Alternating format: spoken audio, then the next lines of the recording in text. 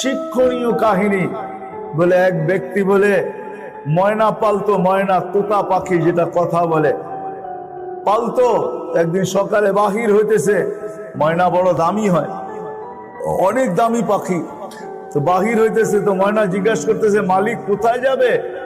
শিকার খেলতে যাব, শিকার জঙ্গলে। আমার ভাইদের সাথে দেখা হলে আমার একটা সালাম দিও। তো যখন জঙ্গলে ঢুকছে তো যে দেখতেছে কতগুলা ময়না ডালে বসা আছে। তো নিজের ময়নাটার সালামের কথা মনে উঠছে, তো ডাক দিয়া কইতেছে শুনো, তোমাদের মতো একটা ময়না আমার বাড়িতেও আছে, সে তোমাদেরকে সালাম দিছে। এই কথা বলতে দেরি এই ময়নাগুলা ডালের থেকে পড়ে মরতে দেরি হয়। তার মন খারাপ হয়ে গেছে যে ওর সালামে এমন কি বিষ মিশানো ছিল যে এত দামি দামি 12-13টা ময়না মরে গেল।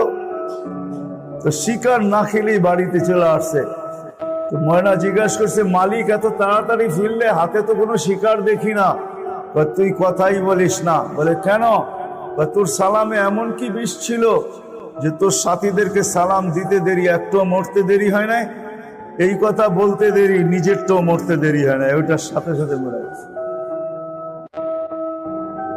তো খাঁচার দরজা খুইলা সামনে নিয়ে বৈশা অনেকক্ষণ কাঁদছে, না লড়েও না চড়েও না, চক্ষুও খুলে। আর কতক্ষণ কানবে? বাস ওইখানে লাইখা যেই উঠা দাঁড়াইছে ময়না, বাস উড়া যা চালে বসা গেছে। তো বলছে এটা কি করলি?